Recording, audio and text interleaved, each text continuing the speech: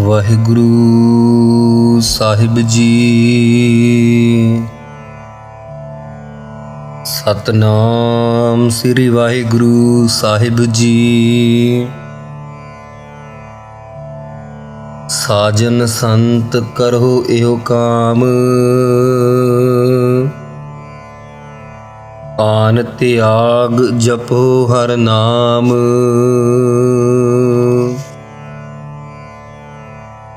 ਸਾਜਨ ਸੰਤ ਕਰੋ ਇਹੋ ਕਾਮ,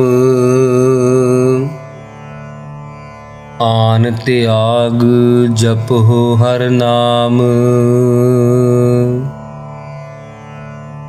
ਵਾਹਿਗੁਰੂ ਜੀ ਕਾ ਖਾਲਸਾ, ਵਾਹਿਗੁਰੂ ਜੀ ਕੀ ਫਤਿਹ। ਗੁਰਾਂ ਦੀ ਸਾਜੀ ਔਰ ਨਿਵਾਜੀ ਸਾਧ ਸੰਗਤ ਜੀ, ਗੁਰਾਂ ਦਾ ਖਾਸ ਸਰੂਪ ਗੁਰੂ ਪਿਆਰੀ ਸੰਗਤ ਜੀ, ਸਤਿਗੁਰੂ ਜੀ ਦੀ ਕਿਰਪਾ ਵਰਤ ਰਹੀ ਹੈ। ਜੋ ਅਸੀਂ ਲੜੀਵਾਰ ਸ੍ਰੀ ਸੁਖਮਨੀ ਸਾਹਿਬ ਜੀ ਦੀ ਵਿਚਾਰ ਪੜ੍ਹ ਕੇ, ਗਾ ਕਰਕੇ, ਵਿਚਾਰ ਸਰਵਣ ਕਰਕੇ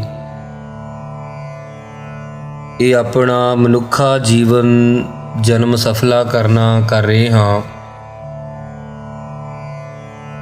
ਸੋ ਸਾਡੇ ਪਿੱਛੇ ਹੁਣ ਤੱਕ 19 ਅਸ਼ਟਪਦੀਆਂ ਦੀ ਵਿਚਾਰ ਔਰ 20ਵੀਂ ਅਸ਼ਟਪਦੀ ਦੀ 4 ਪਦਿਆਂ ਤੱਕ ਵਿਚਾਰ ਹੋ ਚੁੱਕੀ ਹੈ।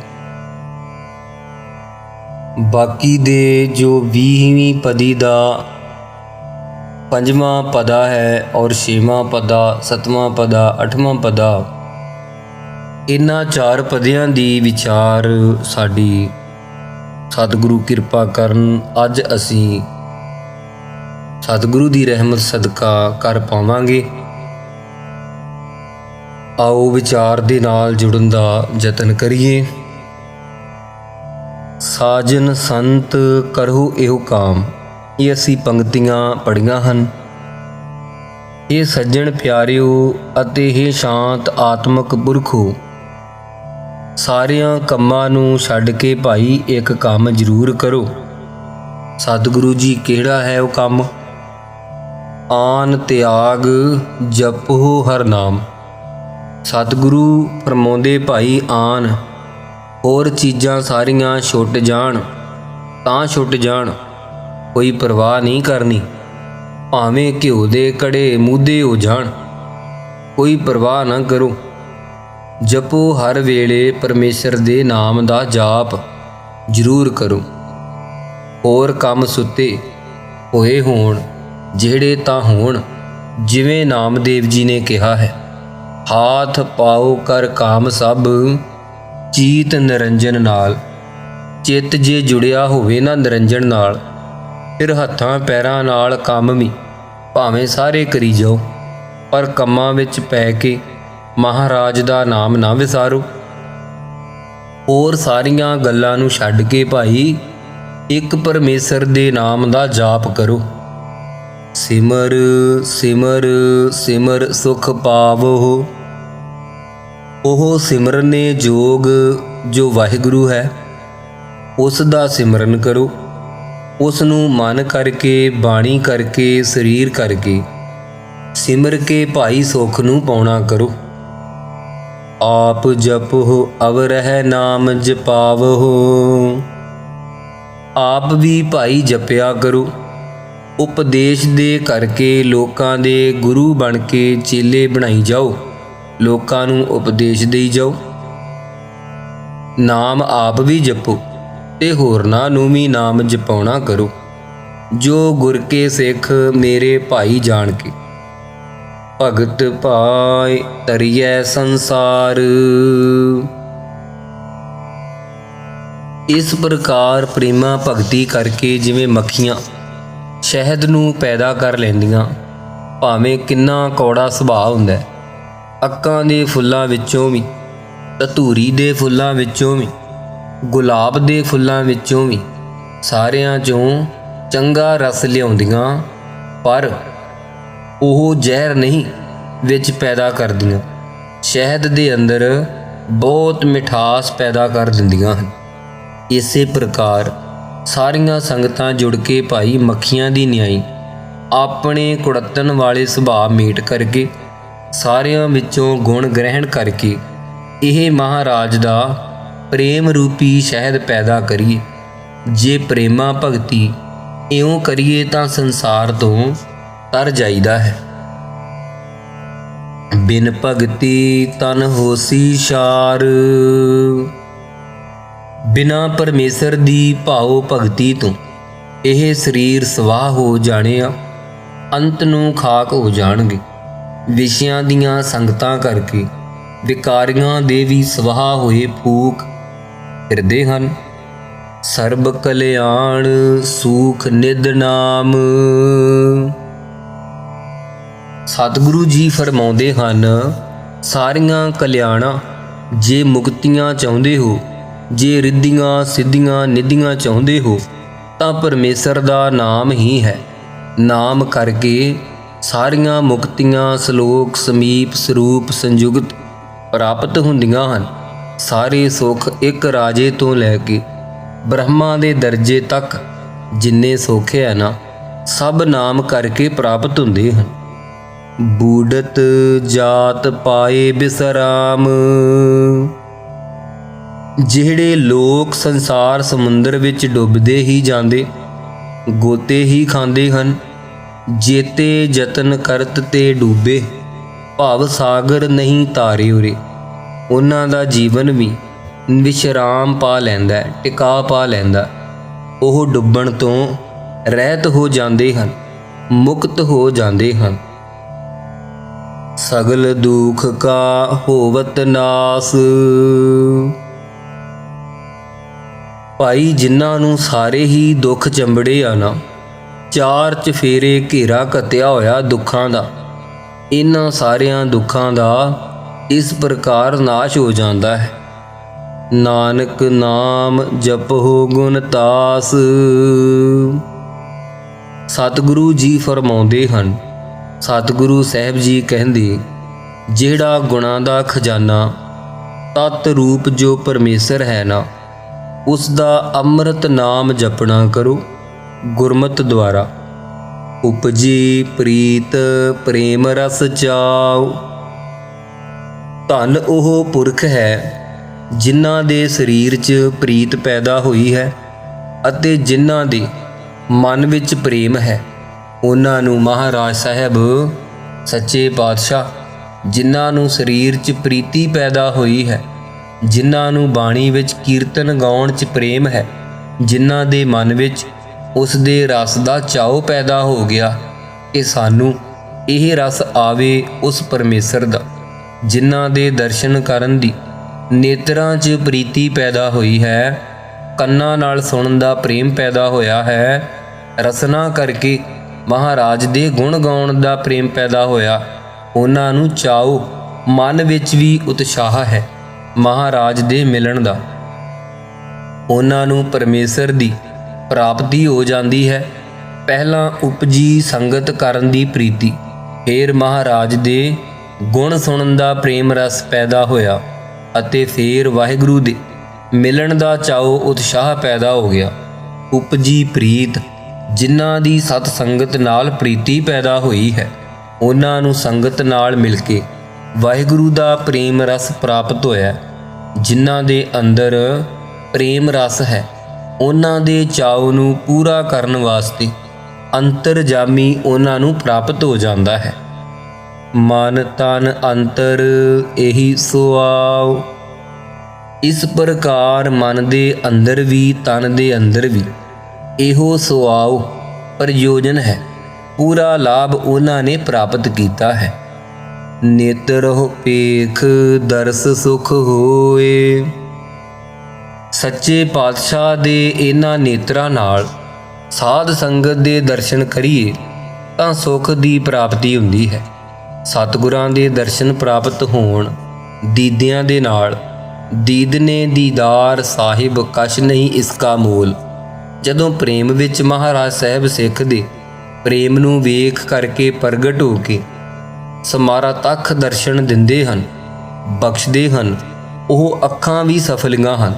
ਜਿਵੇਂ ਭਾਈ ਗੁਰਦਾਸ ਸਾਹਿਬ ਨੂੰ ਜਦੋਂ 6ਵੇਂ ਪਾਤਸ਼ਾਹ ਜੀ ਨੇ ਕਾਂਚੀ ਵਿੱਚੋਂ ਬੁਲਾਇਆ ਸੀ, ਭਾਵੇਂ ਮੁਸ਼ਕਾਂ ਦੇ ਕੇ ਆਏ ਸਨ, ਪਰ ਉਸ ਵੇਲੇ ਭਾਈ ਸਾਹਿਬ ਕਹਿੰਦੇ, ਦਰਸ਼ਨ ਦੇਖਤ ਹੀ ਸੁਧ ਕੀ ਨਾ ਸੁਧ ਰਹੀ, ਬੁੱਧ ਕੀ ਨਾ ਬੁੱਧ ਰਹੀ, ਮਤ ਮੈਂ ਨਾ ਮਤ ਹੈ। ਐਸਾ ਆਨੰਦ ਪ੍ਰਾਪਤ ਹੋਇਆ ਜੋ ਕਿਹਾ ਨਹੀਂ ਜਾ ਸਕਦਾ। ਇਉਂ ਨੇਤਰਾਂ ਨਾਲ ਸਾਮਰਤਖ ਸਰਗੁਣ ਸਰੂਪ ਵਿੱਚ ਜਿਸ ਵਰਗਾ ਕੋਈ ਸਰੂਪ ਦੁਨੀਆ 'ਚ ਹੈ ਨਹੀਂ ਹੈ। ਅਨਕ ਰੂਪ ਖਿਨ ਮਾਹਿ ਕੁਦਰਤ ਧਾਰਦਾ, ਜੋ ਆਪ ਦੀ ਸ਼ਕਤੀ ਨਾਲ ਰੂਪ ਧਾਰ ਲੈਂਦਾ ਆਪ ਦੇ ਭਗਤ ਦੀ ਭਾਵਨਾ ਪੂਰੀ ਕਰਨ ਵਾਸਤੇ। ਜਿਹੋ ਜਿਹੀ ਭਾਵਨਾ ਹੁੰਦੀ ਕਹਿੰਦੀ, ਭਾਵ ਹੀ ਵਿਦਤੇ ਦੇਵਾ, ਭਾਵਨਾ ਕਰਕੇ ਪ੍ਰਗਟ ਹੁੰਦਾ ਦੇਵ ਪਰਮੇਸ਼ਰ। ਭਗਤ ਰਵਿਦਾਸ ਜੀ ਨੂੰ ਜਦੋਂ ਦਰਸ਼ਨ ਹੋਏ ਨਾ, ਭਗਤ ਜੀ ਨੇ ਕਿਹਾ, ਆਪਨ ਬਾਪੈ ਨਾਹੀ ਕਿਸੀ ਕੋ, ਭਾਵਨ ਕੋ ਹਰ ਰਾਜਾ। ਇਹ ਮਹਾਰਾਜ, ਆਪ ਦੇ ਬਾਪੂ ਦਾ ਕੋਈ ਮੁਰੱਬੇ ਖਰੀਦੇ ਹੋਏ ਨਹੀਂ, ਤੂੰ ਸ਼ਰਧਾ ਵਾਲਿਆਂ ਦਾ ਪਾਤਸ਼ਾਹ ਹੈ। ਪ੍ਰਾਪਤ ਹੁੰਦਾ ਜਿਹੜੇ ਸ਼ਰਧਾਵਾਨ ਲੱਭਤੇ ਗਿਆਨ, ਸੋ ਸਰਦਾ ਲਾਗੀ ਸੰਗ ਪ੍ਰੀਤਮੈ, ਇੱਕ ਤਿਲ ਰਹਿਣ ਨ ਜਾਏ। ਉਹਨਾਂ ਦੇ ਤਾਈ ਸੱਚੇ ਪਾਤਸ਼ਾਹ ਆਪ ਦਾ ਜਲਵਾ ਦਰਸ਼ਨ ਪ੍ਰਾਪਤ ਹੁੰਦਾ ਹੈ। ਉਹਨਾਂ ਦਰਸ਼ਨਾਂ ਨੂੰ ਵੇਖ ਕਰਕੇ ਇਹਨਾਂ ਅੱਖਾਂ ਨਾਲ ਦਰਸ਼ਨ ਵੇਖ ਲਈਦੇ ਜਦੋਂ ਪੂਰਨ ਸੁਖ ਦੀ ਪ੍ਰਾਪਤੀ ਹੋ ਜਾਂਦੀ ਹੈ। ਮਨ ਬਿਗਸੈ ਸਾਧ ਚਰਨ ਧੋਏ, ਅਤੇ ਮਨ ਵੀ ਬੜਾ ਖਿੜ ਆਉਂਦਾ ਹੈ ਉਹਨਾਂ ਸੰਗਤਾਂ ਪਿਆਰਿਆਂ ਦੇ ਚਰਨ ਧੋ ਕੇ ਖੜਾਓ ਚਾਹੁੰਦਾ ਹੈ। ਇੰਨਾ ਵਿਗਾਸ ਆਉਂਦਾ ਮਨ ਦੇ, ਸਾਰੇ ਸੋਗ ਜਨਮਾਂ ਜਨਮਾਂ ਦੇ ਮਿਟ ਜਾਂਦੇ ਆ। ਐਸਾ ਰਸ ਪ੍ਰਾਪਤ ਹੁੰਦਾ ਹੈ ਉਹ ਮਨ ਹੀ ਜਾਣਦਾ, ਜਿਨ੍ਹਾਂ ਨੂੰ ਸੱਚੇ ਪਾਤਸ਼ਾਹ ਨੇ ਇਹ ਦਾਤ ਬਖਸ਼ੀ ਭਾਉ ਭਗਤੀ ਦੀ। ਭਗਤ ਜਨਾ ਕੈ ਮਨ ਤਨ ਰੰਗ, ਸਾਧ ਸੰਗਤ ਜੀ ਭਗਤਾਂ ਜਨਾਂ ਦੇ ਮਨ ਵਿੱਚ ਵੀ ਤਨ ਵਿੱਚ ਵੀ ਰੰਗ ਚੜ੍ਹਿਆ ਰਹਿੰਦਾ ਹੈ ਮਹਾਰਾਜ ਸਾਹਿਬ ਦੇ ਪ੍ਰੇਮ ਦਾ। ਬਿਰਲਾ ਕੋ ਪਾਵੈ ਸੰਗ, ਜਿਨ੍ਹਾਂ ਨੂੰ ਇਹੋ ਜਿਹਾ ਆਨੰਦ ਚੜ੍ਹਿਆ ਹੋਇਆ ਉਹਨਾਂ ਦੀ ਸੰਗਤ ਨੂੰ ਕੋਈ ਵਿਰਲਾ ਹੈ ਜਿਹੜਾ ਪ੍ਰਾਪਤ ਕਰਦਾ। ਪ੍ਰਾਪਤ ਕਰਕੇ ਉਹਨਾਂ ਦੇ ਨਾਲ ਜਿਸ ਪ੍ਰਕਾਰ ਸਾਧ ਸੰਗਤ ਜੀ ਮਿੱਟੀ 'ਚ ਰੰਗ ਪਾਇਆ ਉਹਦੇ 'ਚ ਬਸਤਰ ਜਿਹੜਾ ਪਾ ਦਈਏ ਉਸ ਨੂੰ ਉਹ ਰੰਗ ਚੜ੍ਹ ਜਾਂਦਾ ਹੈ। ਇਸ ਤਰ੍ਹਾਂ ਉਹਨਾਂ ਦੇ ਮਨ ਨੂੰ ਵੀ ਚੜ੍ਹ ਜਾਂਦਾ ਹੈ। ਕੋਈ ਵਿਰਲਾ ਪੁਰਖ ਹੈ ਜਿਹੜਾ ਸੰਗਤ ਪਾਉਂਦਾ ਹੈ, ਮਿਲਾਪ ਕਰਦਾ ਹੈ। ਏਕ ਬਸਤ ਦੀਜੈ ਕਰ ਮਾਇਆ, ਮਹਾਰਾਜ ਦੀ ਸੰਗਤ ਕੋਲੋਂ ਇਹੋ ਹੀ ਮੰਗੀਏ, ਇਹ ਮਹਾਰਾਜ ਸਾਨੂੰ ਇੱਕੋ ਹੀ ਵਸਤੂ ਆਪ ਦੀ ਮਾਇਆ ਮਿਹਰਬਾਨੀ ਕਰਕੇ ਬਖਸ਼ ਦਿਓ। ਗੁਰ ਪ੍ਰਸਾਦ ਨਾਮ ਜਪ ਲਿਆ, ਅਸੀਂ ਮਹਾਰਾਜ ਸਤਿਗੁਰਾਂ ਦੀ ਕਿਰਪਾ ਕਰਕੇ ਜੋ ਸਾਨੂੰ ਅੰਮ੍ਰਿਤ ਨਾਮ ਦਿੱਤਾ ਹੈ ਉਸ ਨੂੰ ਜਪ ਲਿਆ ਕਰੀਏ, ਹਰ ਵਕਤ ਜਪੀਏ, ਲਈਏ ਭਾਵ ਹਿਰਦੇ 'ਚ ਇਉਂ ਧਾਰ ਲਿਆ ਕਰੀਏ।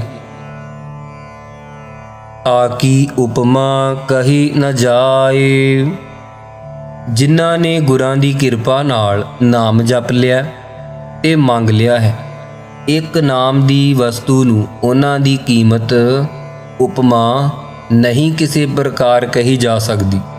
ਨਾਨਕ ਰਹਿਆ ਸਰਬ ਸਮਾਏ, ਮਹਾਰਾਜ ਕਹਿੰਦੇ ਉਹ ਵਾਹਿਗੁਰੂ ਉਹਨਾਂ ਨੂੰ ਪ੍ਰਾਪਤ ਹੋਇਆ ਜਿਹਦੀ ਉਪਮਾ ਤਿਸ ਦੀ ਨਹੀਂ ਕਹੀ ਜਾ ਸਕਦੀ ਕਿਸੇ ਪ੍ਰਕਾਰ।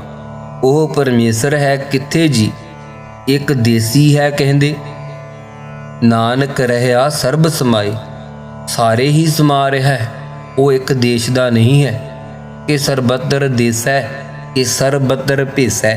ਐਸੀ ਲਿਵ ਲੱਗ ਗਈ ਉਸ ਵਾਹਿਗੁਰੂ ਤੋਂ ਬਿਨਾਂ ਹੋਰ ਕੁਝ ਦਿਸਦਾ ਹੀ ਨਹੀਂ।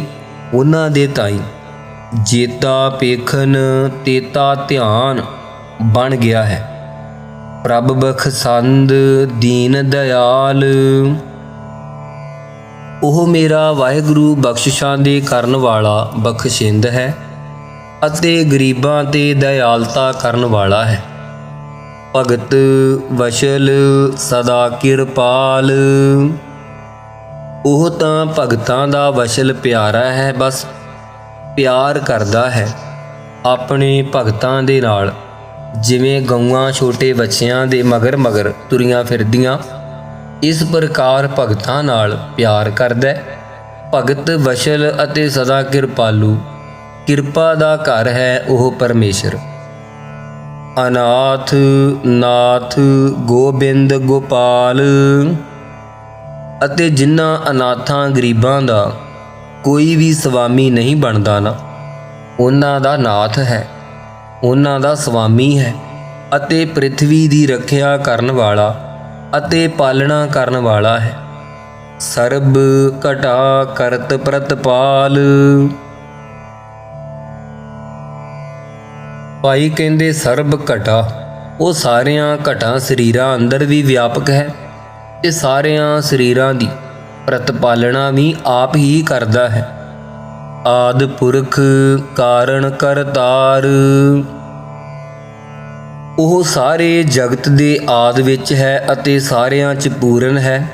ਸਾਰਿਆਂ ਕਾਰਨਾਂ ਨੂੰ ਕਰਨ ਵਾਲਾ ਕਰਤਾਰ ਹੈ, ਜਿਹਦੇ ਹੱਥ ਵਿੱਚ ਸਾਰਿਆਂ ਦੀ ਰੋਜੀ ਰੂਪ ਤਾਰ ਹੈ। ਚੇਤਨ ਸੱਤਾ ਰੂਪੀ ਤਾਰ ਹੈ, ਪਰਾਲਬਧ ਰੂਪੀ ਤਾਰ ਹੈ।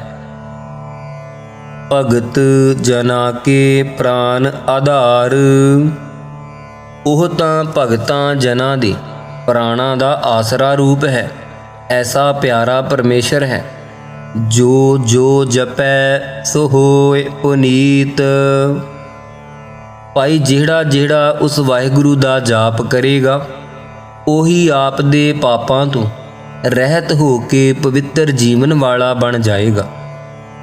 ਭਗਤ ਪਾਏ ਲਾਵੈ ਮਨ ਹੀਤ, ਜਿਹੜਾ ਪ੍ਰੇਮਾ ਭਗਤੀ ਕਰੇਗਾ ਨਾ, ਉਹ ਮਨ ਦਾ ਹਿੱਤ ਲਾ ਲਏਗਾ। ਉਸ ਦੇ ਨਾਲ ਤੇ ਉਹ ਜਪਣ ਵਾਲਾ ਪਵਿੱਤਰ ਹੋ ਜਾਏਗਾ। ਹਮ ਨਿਰਗੁਣਿਆਰ ਨੀਚ ਅਜਾਨ, ਅਤੇ ਹੰਕਾਰ ਨਹੀਂ ਉਹਦੇ ਅੰਦਰ ਫੁਰੇਗਾ। ਉਹ ਕਰੇਗਾ, ਮਹਾਰਾਜ ਅਸੀਂ ਨਿਰਗੁਣਿਆਰ ਹਾਂ, ਸਾਡੇ 'ਚ ਨਾ ਸੱਤ ਹੈ, ਨਾ ਸੰਤੋਖ ਹੈ, ਨਾ ਦਇਆ ਹੈ, ਨਾ ਧਰਮ ਹੈ, ਨਾ ਵਿਚਾਰ ਹੈ। ਨਿਰਗੁਣਿਆਰੇ ਹਾਂ ਅਤੇ ਨੀਚ ਕਰਮਾਂ ਨੂੰ ਕਰਨ ਵਾਲੇ ਹਾਂ। ਕੰਚਨ ਨਾਰੀ ਮਹਿ ਜਿਉ ਲੁਭਤ ਹੈ, ਇਸ ਪ੍ਰਕਾਰ ਦੇ ਭੈੜੇ ਕੰਮਾਂ ਨੂੰ ਅਸੀਂ ਕਰਨ ਵਾਲੇ ਹਾਂ ਅਤੇ ਅਜਾਨ ਅਗਿਆਤ ਹਾਂ ਤੇਰੇ ਵਿਚਾਰ ਵੱਲੋਂ। ਨਾਨਕ ਤੁਮਰੀ ਸਰਨ ਪੁਰਖ ਭਗਵਾਨ, ਹੇ ਭਗਵਾਨ ਪਰਮੇਸ਼ਰ ਪੂਰਨ, ਆਪ ਦੀ ਅਸੀਂ ਸ਼ਰਨ ਹਾਂ। ਗੁਰੂ ਸਾਹਿਬ ਕਹਿੰਦੇ ਇਉਂ ਭਾਈ, ਉਹ ਪਿਆਰੇ ਬੇਨਤੀਆਂ ਕਰਦੇ ਰਹਿੰਦੇ ਹਨ। ਸਰਬ ਬੈਕੁੰਠ ਮੁਕਤ ਮੋਖ ਪਾਏ, ਉਹ ਸਾਧ ਸੰਗਤ ਜੀ ਸਾਰੇ ਬੈਕੁੰਠ ਦੇ ਪ੍ਰਾਪਤੀ ਵਾਲੇ ਪੁਰਖ ਹੋ ਗਏ ਆ। ਬੈਕੁੰਠ ਵਿੱਚ ਉਹਨਾਂ ਦਾ ਵਾਸਾ ਹੋਇਆ ਹੈ। ਮੁਕਤੀਆਂ ਬੈਕੁੰਠ ਦੀਆਂ ਸਾਧ ਸੰਗਤ ਜੀ 4 ਪ੍ਰਕਾਰ ਦੀਆਂ ਹਨ।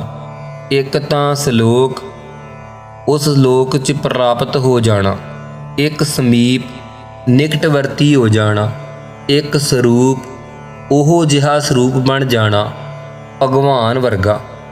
ਇੱਕ ਸੁਜੁਜ, ਇੱਕ ਵੇਲੇ 1000 ਦੇਹ ਧਾਰ ਕੇ 1000 ਕੰਮ ਵੱਖੋ ਵੱਖਰੇ ਕਰ ਸਕਣਾ।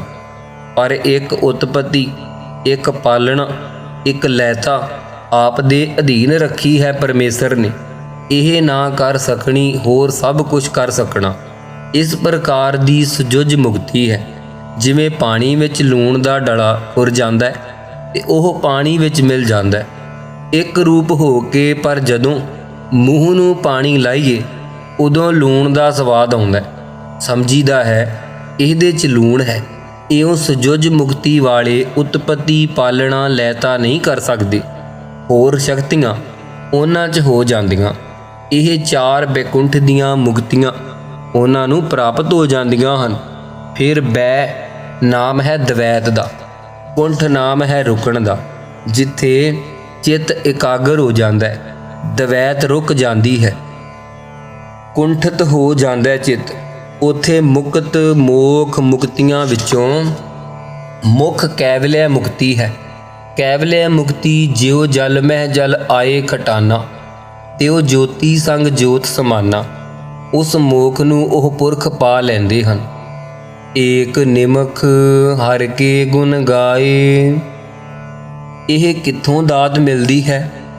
ਜਦੋਂ ਰੋਮ ਰੋਮ ਵਿੱਚ ਸਿਮਰਨ ਹੋਣ ਲੱਗ ਜੇ, ਉਦੋਂ ਅੱਖ ਖੋਲ੍ਹਣ ਤੇ ਮੀਚਣ ਵਿੱਚ ਜੇ ਇੰਨਾ ਚਿਰ ਗੁਣ ਗਾ ਲਏ ਨਾ, ਉਹਨੂੰ ਸਾਰੀਆਂ ਮੁਕਤੀਆਂ ਬੈਕੁੰਠ ਦੀਆਂ, ਕੈਵਲਿਆ ਮੁਕਤੀ ਦੀਆਂ ਆਨੰਦ ਉਸ ਗਾਉਣ 'ਚ ਇਹ ਸਖਿਆਤ ਫਲ ਹੈ, ਇਹ ਪਰੋਖ ਫਲ ਹੈ। ਬਾਕੀ ਮੁਕਤੀਆਂ ਜਿਹੜੀਆਂ ਬੈਕੁੰਠ ਦੀਆਂ, ਉਹ ਸਰੀਰ ਛੱਡ ਕੇ ਜਾ ਕੇ ਵੇਖੇਗਾ। ਇਹ ਅਪਰੋਖ ਫਲ ਹੈ ਸਾਧ ਸੰਗਤ ਜੀ। ਇੱਕ ਨਿਮਖ ਮਾਤਰ ਮਹਾਰਾਜ ਦੇ ਗੁਣ ਗਾਉਣੇ ਕਰਕੇ ਇੰਨਾ ਆਨੰਦ ਹੈ। ਉਹਨੇ ਸਭ ਕੁਝ ਪਾ ਲਿਆ। ਏਡੀ ਵੱਡੀ ਦਾਤ ਪ੍ਰਾਪਤ ਹੁੰਦੀ ਹੈ, ਇੰਨਾ ਆਨੰਦ ਪ੍ਰਾਪਤ ਹੁੰਦਾ ਹੈ। ਅਨਕ ਰਾਜ ਭੋਗ ਵਡਿਆਈ। ਇੱਕ ਰਾਜ ਕੀ ਜਦੋਂ ਮਨ ਇਕਾਗਰ ਹੋ ਜਾਏ, ਸੱਚੇ ਪਾਤਸ਼ਾਹ ਕਹਿੰਦੇ ਹਨ, ਅਨੇਕਾਂ ਦੁਨੀਆਂ ਦੇ ਰਾਜ, ਚੱਕਰਵਰਤੀ ਪਾਤਸ਼ਾਹੀਆਂ ਦੇ ਜਿਹੜੇ ਰਾਜ ਹੈ, ਉਹਨਾਂ ਰਾਜਾਂ ਦਾ ਜਿਹੜਾ ਸੁੱਖ ਹੈ ਅਤੇ ਜਿੰਨੇ ਭੋਗ ਪਦਾਰਥ ਹੈ, ਉਹ ਸਾਰੇ ਪਦਾਰਥ ਛਕਣ ਵਾਸਤੇ ਪ੍ਰਾਪਤ ਹੋਣ ਤੇ ਜਿੰਨੀਆਂ ਵਡਿਆਈਆਂ ਦੁਨੀਆਂ ਦੀਆਂ ਹਨ, ਬ੍ਰਹਮਾ ਆਦਿਕ ਦੀਆਂ, ਹਿਰਨ ਗਰਭ ਦੀਆਂ, ਸ਼ਿਵ ਆਦਿਕਾਂ ਦੀਆਂ ਜਿੰਨੀਆਂ ਵਡਿਆਈਆਂ ਹਨ, ਹਰਿ ਕੇ ਨਾਮ ਕੀ ਕਥਾ ਮਨ ਭਾਈ। ਭਾਈ ਇਹ ਉਦੋਂ ਇਹਨਾਂ ਸਾਰੀਆਂ ਵਡਿਆਈਆਂ ਦਾ ਸੁੱਖ ਪ੍ਰਾਪਤ ਹੋ ਜਾਂਦਾ ਹੈ ਜਦੋਂ ਪਰਮੇਸ਼ਰ ਦੇ ਨਾਮ ਦੀ ਕਥਾ ਜਿਹੜੀ ਮਨ 'ਚ ਭਾ ਜਾਵੇ। ਜਿੰਨਾ ਸੁੱਖ ਉਦੋਂ ਹੁੰਦਾ ਹੈ, ਇਹ ਮਾਨੋ ਸਾਰੇ ਫਲ ਪ੍ਰਾਪਤ ਹੋ ਗਏ। ਏਡਾ ਵੱਡਾ ਲਾਭ ਹੈ। ਬਹੁ ਭੋਜਨ ਕਾ ਪਰ ਸੰਗੀਤ। ਸਤਿਗੁਰੂ ਜੀ ਫਰਮਾਉਂਦੇ ਹਨ, ਬਹੁਤ ਸਾਰੇ ਭੋਜਨ ਉਸਨੇ ਛਕ ਗਏ, ਅਨੇਕ ਪ੍ਰਕਾਰ ਦੇ, ਅਤੇ ਕੱਪੜੇ ਉਹਨਾਂ ਹਰੇਕ ਪ੍ਰਕਾਰ ਦੇ ਪਹਿਨ ਲਏ, ਤੇ ਸੰਗੀਤ ਸਾਰੇ ਰਾਗ ਉਸਨੇ ਸੁਣ ਲਏ, ਗਾ ਲਏ। ਰਸਨਾ ਜਪਤੀ ਹਰ ਹਰ ਨੀਤ। ਭਾਈ ਜਿਨ੍ਹਾਂ ਦੀ ਰਸਨਾ ਭਾਈ ਹਰ ਹਰ ਪਰਮੇਸ਼ਰ ਦੇ ਨਾਮ ਨੂੰ ਨਿਤਾ ਪ੍ਰਤ ਜਪਦੀ ਹੈ, ਉਹਨਾਂ ਨੂੰ ਇਹ ਸਾਰੇ ਸੁੱਖ ਪ੍ਰਾਪਤ ਹੋ ਗਏ ਆ। ਭਲੀ ਸੋ ਕਰਨੀ ਸੋਭਾ ਧਨਵੰਤ। ਉਹਨਾਂ ਦੀ ਬਹੁਤ ਕਰਨੀ ਭਲੀ ਹੈ, ਸਾਰੀ ਦੁਨੀਆ ਨਾਲੋਂ ਨੇਕ ਕਰਨੀ ਹੈ ਉਹਨਾਂ ਦੀ, ਅਤੇ ਸੋਭਾ ਹੈ ਲੋਕ ਵਿੱਚ, ਅਤੇ ਉਹ ਧਨ ਵਾਲੇ ਨਾਮ ਰੂਪੀ ਧਨਵੰਤ ਹਨ। ਹਿਰਦੈ ਬਸੇ ਪੂਰਨ ਗੁਰਮੰਤ। ਜਿਨ੍ਹਾਂ ਦੇ ਹਿਰਦੈ ਵਿੱਚ ਪੂਰਨ ਗੁਰੂ ਨਾਨਕ ਸਾਹਿਬ ਦਾ ਇਹ ਮੰਤਰ, ਵਾਹਿਗੁਰੂ ਮੰਤਰ ਵਸ ਜਾਂਦਾ ਹੈ, ਉਸ ਦੀਆਂ ਸਾਰੀਆਂ ਕਰਨੀਆਂ 'ਚੋਂ ਸਭ ਕਮਾਈ ਚੰਗੀ ਹੈ, ਅਤੇ ਉਸ ਦੀ ਸਾਰਿਆਂ ਨਾਲੋਂ ਵਡਿਆਈ ਹੈ। ਉਹ ਸਾਰਿਆਂ ਨਾਲੋਂ ਧਨ ਵਾਲਾ ਹੈ। ਸਤਿਗੁਰੂ ਜੀ ਫਰਮਾਉਂਦੇ ਹਨ, ਜਿਨ੍ਹਾਂ ਦੇ ਹਿਰਦੇ ਵਿੱਚ ਪੂਰਨ ਗੁਰੂ ਦਾ ਮੰਤਰ ਕਦੇ ਨਹੀਂ ਭੁੱਲਦਾ, ਹਰ ਵਕਤ ਵਸ ਜਾਂਦਾ, ਏਡਾ ਫਲ ਪ੍ਰਾਪਤ ਹੁੰਦਾ ਹੈ। ਸਾਧ ਸੰਗ ਪ੍ਰਭ ਦੇਹ ਨਿਵਾਸ। ਏਡੇ ਗੁਣ ਮਹਾਰਾਜ ਮਿਲਦੇ ਕਿੱਥੋਂ ਆ? ਤੇ ਮਹਾਰਾਜ ਦੱਸਦੇ ਹਨ, ਇਹ ਪ੍ਰਭੂ ਅਕਾਲ ਪੁਰਖ ਆਪ ਦੀ ਸਾਧ ਸੰਗਤ ਵਿੱਚ ਸਾਨੂੰ ਨਿਵਾਸ ਬਖਸ਼ੋ। ਸਾਡਾ ਮਨ ਸਾਧ ਸੰਗਤ ਵਿੱਚ ਟਿਕ ਕੇ ਆਪ ਦੀ ਕਥਾ ਕੀਰਤਨ ਵਿੱਚ ਜਬ ਭਗਤ ਕਰਹਿ ਸੰਤ ਮੰਡਲੀ, ਤਿਨ ਮਿਲ ਹਰ ਗਾਵੋ। ਇਉਂ ਸਾਧ ਸੰਗਤ ਵਿੱਚ ਨਿਵਾਸ ਬਖਸ਼ੋ ਜੀ। ਵਾਸ਼ਨਾ ਤੋਂ ਰਹਿਤ ਕਰਕੇ ਟਿਕਾਓ ਸਾਨੂੰ। ਸਰਬ ਸੂਖ ਨਾਨਕ ਪਰਗਾਸ। ਇਹ ਜਿੰਨੇ ਸਾਰੇ ਸੁੱਖ ਦੱਸੇ ਆ ਨਾ, ਸਤਿਗੁਰੂ ਨਾਨਕ ਦੇਵ ਜੀ ਕਹਿੰਦੇ, ਸਾਧ ਸੰਗਤ ਵਿੱਚ ਜਦੋਂ ਨਿਵਾਸ ਹੋ ਜਾਏ ਮਨ ਦਾ, ਉਦੋਂ ਸਾਰੇ ਸੁੱਖ ਇਹ ਪ੍ਰਗਟ ਹੋ ਜਾਂਦੇ ਆ, ਉਹਨਾਂ ਅੰਦਰ ਪ੍ਰਕਾਸ਼ ਹੋ ਆਉਂਦਾ। ਏਡਾ ਵੱਡਾ ਫਲ ਮਹਾਰਾਜ ਸਾਹਿਬ ਦੇ ਅੰਮ੍ਰਿਤ ਨਾਮ ਵਿੱਚ ਜੁੜਨ ਨਾਲ ਹੈ ਸੰਗਤ ਦਾ। ਸੋ ਸਾਧ ਸੰਗਤ ਜੀ, ਇਹ ਸੀ 20ਵੀਂ ਅਸ਼ਟਪਦੀ ਦੀ ਸੰਪੂਰਨ ਵਿਚਾਰ ਸਤਿਗੁਰਾਂ ਆਪ ਕਰਵਾਈ ਹੈ। ਵਿੱਚ ਵਰਤ ਕੇ। ਸੋ ਆਓ 20ਵੀਂ ਅਸ਼ਟਪਦੀ ਦੀਆਂ ਜੋ ਵਿਚਾਰਾਂ ਸਨ ਕਰਦਿਆਂ ਭੁੱਲਾਂ ਚੁੱਕਾਂ ਹੋ ਜਾਂਦੀਆਂ ਹਨ। ਗੁਰਬਾਣੀ ਪੜ੍ਹਦਿਆਂ ਸੁਣਦਿਆਂ ਗਾਉਂਦਿਆਂ ਏਕ ਨਹੀਂ ਅਨੇਕਾਂ ਪ੍ਰਕਾਰ ਦੀਆਂ ਗਲਤੀਆਂ ਹੋ ਜਾਂਦੀਆਂ ਹਨ। ਆਪ ਸਾਧ ਸੰਗਤ ਜੀ ਨੇ ਬਖਸ਼ ਲੈਣਾ। ਗੁਰੂ ਗ੍ਰੰਥ ਸਾਹਿਬ ਮਹਾਰਾਜ ਜੀ ਸਾਨੂੰ ਸਾਰਿਆਂ ਨੂੰ ਹੀ ਸਮੱਤ ਬੁੱਧ ਬਖਸ਼ਣ, ਚੜ੍ਹਦੀ ਕਲਾ ਬਖਸ਼ਣ, ਨਾਮ ਦੀਆਂ ਦਾਤਾਂ ਬਖਸ਼ਣ। ਆਓ ਇਸ 20ਵੀਂ ਅਸ਼ਟਪਦੀ ਦੀ ਜੋ ਸਮਾਪਤੀ ਵਾਲੀਆਂ ਪੰਕਤੀਆਂ ਹਨ ਉਹਨਾਂ ਨੂੰ ਪੜ੍ਹ ਕੇ ਗਾ ਕੇ ਸਰਵਣ ਕਰਨਾ ਕਰੀਏ ਜੀ। ਸਾਧ ਸੰਗ ਪ੍ਰਭ ਦੇਹੁ ਨਿਵਾਸ, ਸਰਬ ਸੁਖ ਨਾਨਕ ਪਰਗਾਸ। ਵਾਹਿਗੁਰੂ ਜੀ ਕਾ ਖਾਲਸਾ, ਵਾਹਿਗੁਰੂ ਜੀ ਕੀ ਫਤਿਹ।